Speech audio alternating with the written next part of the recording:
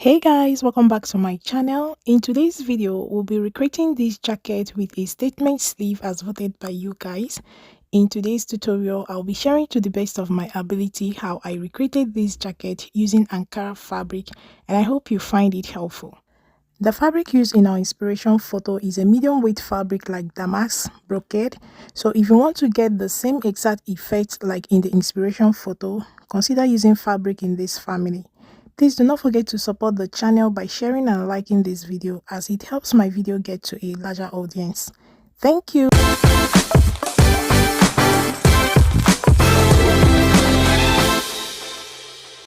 I'll be working with this beautiful African print and I have 6 meters of fabric here, but I used 4 meters and a 3/4 to recreate this jacket. I've cut out 2 pieces here on fold using 1/4 of my hip measurement for the front and back panels.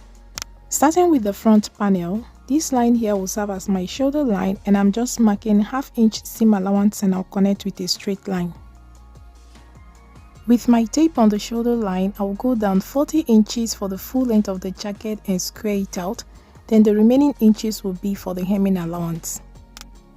I'll go ahead and square out all important lines. This line here will serve as my center front line.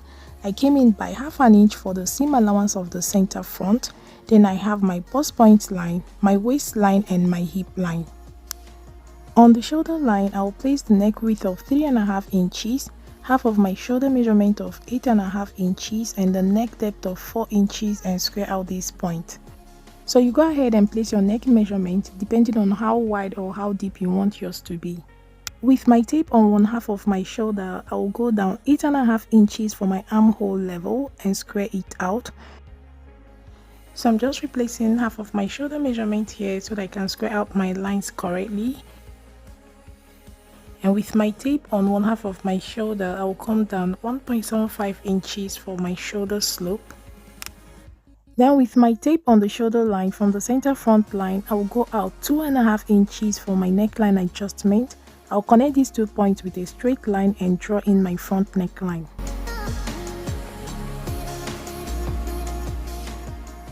On the armhole or bust level, I will place 1/4 of my bust measurement plus 1/2 inch for ease. This 1/2 inch is borrowed from the bust measurement of the back pattern and will be minus when drafting the back. Then I'll find the midpoint from the shoulder slope point to the armhole level and square it out. On this line, I will come in by 1/2 inch, or you can place half of your front chest measurement here, and with these 3 points, I will draw in my front armhole curve. I'm going to add bust dart to my jacket to prevent it from having the shape of an inverted triangle. So I'm going to square down my bust measurement and impute my bust dart. You can decide to leave the bust dart, but this will make a whole lot of difference in your jacket. So from the armhole or bust level, I will square it down to 2.75 inches for my bust dart level. And from this point, I will go down 1 inch for my bust dart intake. Then on my bust point level, I will place half of my bust span of 4 inches. From this point, I will go out by 1/2 inch and draw in my bust dart so that when I sew up this dart, it will not fall at the tip of my bust. On the waistline, I will place 1/4 of my waist measurement. Please bear in mind that all my measurements have ease in them. Then on the hip line, I will place 1/4 of my hip measurement. I will place this same measurement at the hem and draw in my side seam. From the inspiration video, as far as I could see, I didn't see any dart on the jacket, but you can do shoulder princess dart, armhole, or just add normal dart on the waistline if you want yours fitted. But at this point, I didn't add any dart. Now this is a tip I use whenever I'm too lazy to do patterns and still want to get my clothes fitted the way I want it, especially at the neckline. When I draft directly on the fabric to reduce excess on the neckline and get it fitted the way I want it, especially when it's a round neckline. Depending on the depth of the neckline, if it's a high round neckline like this one, I use 1/2 inch if it's a close round neckline.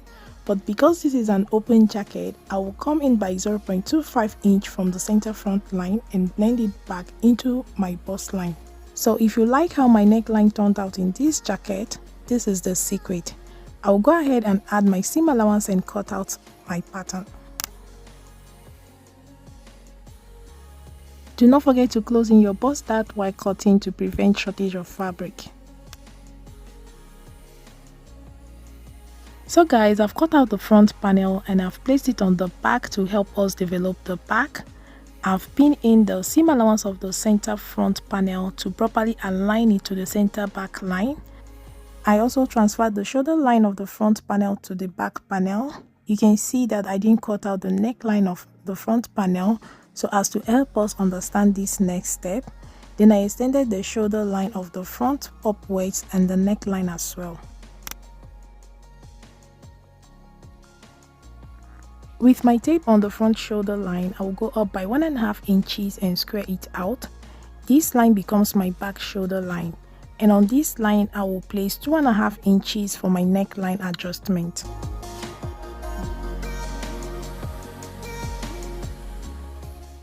With my tape on the front shoulder line at 1.5 inches on one half of the shoulder, I'll come down 1.75 inches for my shoulder slope.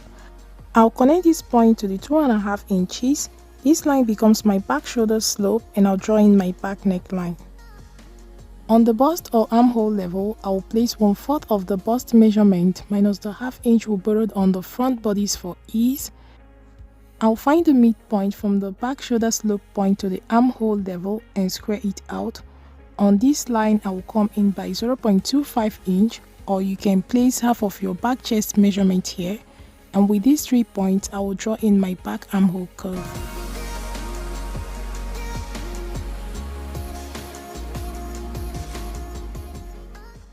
If you measure the distance between the front shoulder slope to the back, you will see that there is a 1.5 inches difference, and this is what balances your jacket on your shoulder and prevents it from rolling backwards. I'll go ahead and cut out the rest of the pattern. I'll pin close the bust dart of the front, and this will be minus at the hem of the side seam of the back panel to balance off the side seam of the front to the back. So here I'm marking the original length of the jacket, and you can see here that I've notched my 1 inch bust dart. So all I'm going to do is just to blend it back into the hem line and replace my hem allowance.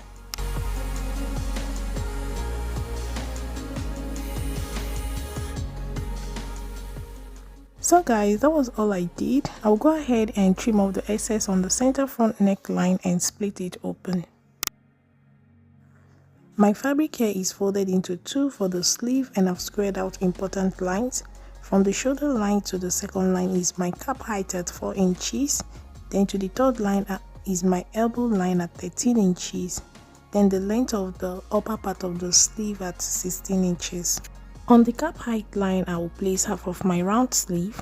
On the elbow line, I will place half of the band, and I'll place the same measurement on the hem and connect these points.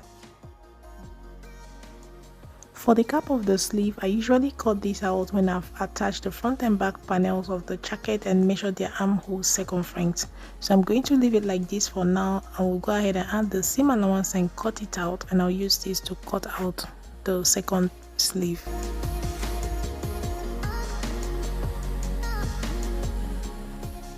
I have cut out 2 long rectangles for the sleeves, but before we go ahead, we'll do some calculations.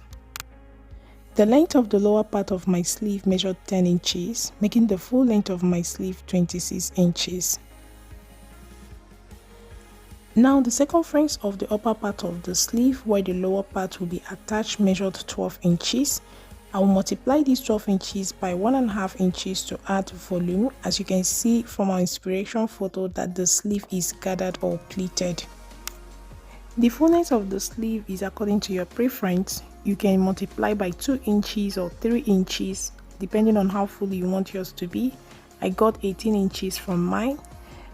So I'm going to divide this 18 inches by 6.28, a constant used to calculate the radius of a circle, and this gave me 2.86. So 2.86 is the radius of the circle. I will add this to the 10 inches, the length of the front sleeve, and this gave me 12.86. So 12.86 is the length of fabric I'll be folding for the front sleeve. From the inspiration photo, you can see that the back sleeve is longer than the front sleeve. So I added an extra 6 inches to the length of the front sleeve, and this gave me 16 inches. Plus the radius of 2.86, this total to 18.86, plus 1 inch joining allowance, this gave me 19.86. I'll add the same 1 inch joining allowance to the front, and this gave 13.86. So I approximated the back to 20 inches and the front to 14 inches. So guys, my fabric here is folded into two, and the width of the fabric is folded at the length of the front sleeve at 14 inches, and this includes 1 inch seam allowance. From the border of this fabric, I'm going to take the back length of my sleeve at 19 inches plus 1 inch seam allowance and square out that point. From that line, I will take the length of the front sleeve at 13 inches plus 1 inch seam allowance, and I'll cut it out. I'll fold the fabric into two on that line, making it 4 folds now. Then I'll mark the radius of the circle at 2.86, and at the same time the length of the front sleeve, and cut it out.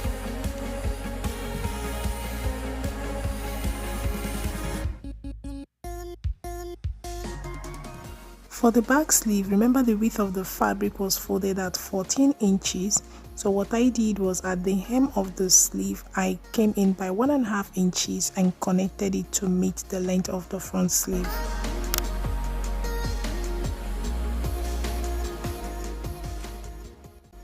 So guys, this was all I did for the sleeve. I will go ahead and cut out the rest of the pieces and the lining, and we'll move on to the sewing parts. Here are all the pieces I'll be working with.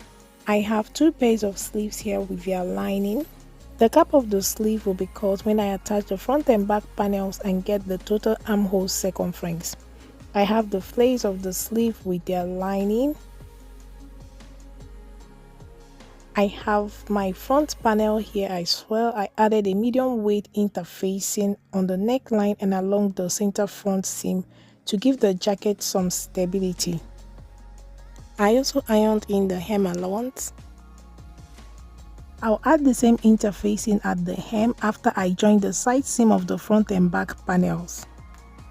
I have my back panel here. I also interfaced the neckline and ironed in the hem. Then I have the lining for the front and back panels. I'll go ahead and sew close the front bust start, then I'll join the front and back panels on the shoulder. I have joined the front and back panels on the shoulder. I will measure the armhole circumference of the front and back panel and use that to cut the cap of my sleeve. Once that is done, I'll go ahead and attach the sleeve, stitch close the side seam, attach the interfacing at the hem of the jacket, and assemble the flare of the sleeve. So guys, I've done all that I said, and this is what my jacket is looking like. I went on to add a waist dart on the back panel just to give it a little more fitting, and this is what it looked like when I tried it on. So you might as well consider adding a waist dart on the back piece, or better still, you can do a princess seam dart from the shoulder all the way down, but I'm trying to do the minimal because I don't want this jacket to be that serious. So the waist dart is just on the back panel. The front panel remained the same, and I did the same with the lining. I've also turned out the flare of the sleeve with the lining and given them a good press, and this is what they're looking like. Before I attach them to the sleeve, I will go ahead and turn out the jacket with the lining.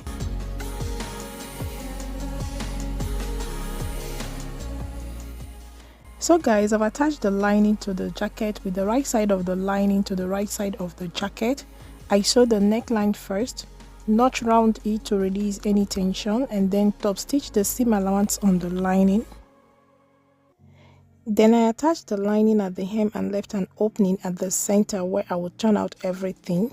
Then I stitch close the center front seams. So I'm going to turn out the jacket from that opening.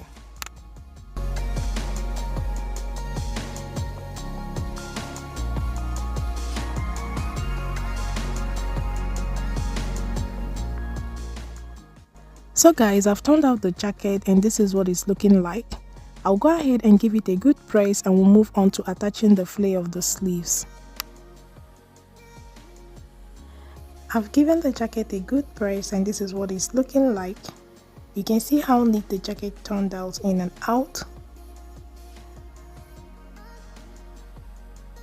Now we'll go ahead and attach the flare of the sleeves. Now this is the center back of the sleeve where you have the joining, and this other side is the center front. I will go ahead and notch the center front.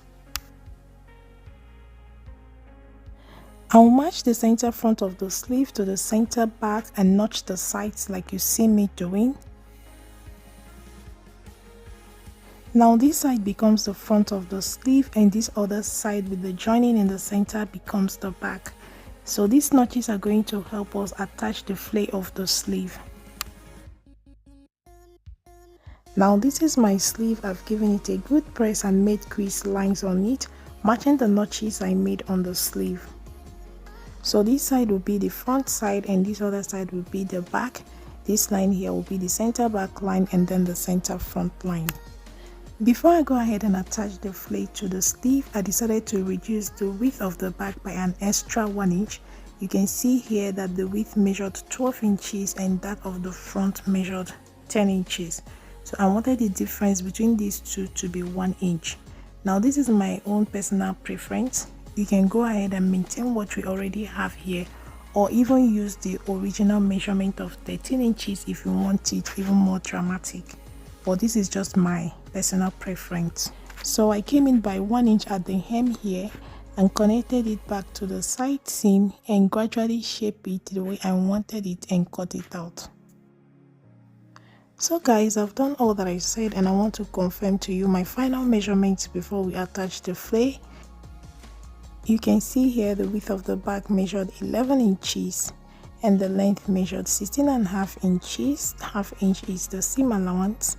The length of the front measured 10.5 inches, half inch for seam allowance as well, and the side measured 10.5 inches, half inch for seam allowance.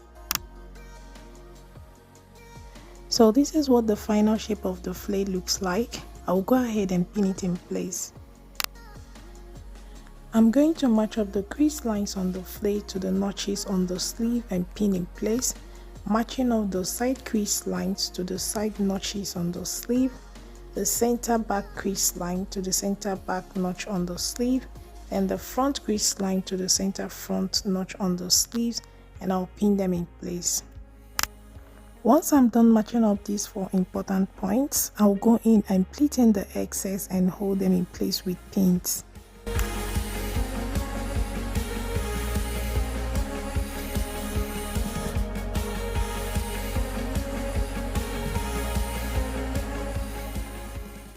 So guys, I've pleated in my excess and this is what my sleeve is looking like.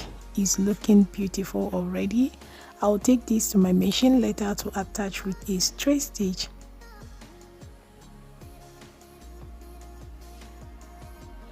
Then I will attach the seam allowance of the lining to the seam allowance of the jacket to secure it and stitch close the opening from where I turned out the jacket. This hook and eye will serve as a fastener for my jacket, and I will attach this 1 inch above my waistline. I will do all this and I'll show you guys the final look. Do not forget to give this video a thumbs up if you enjoyed it. Leave all your questions in the comment section.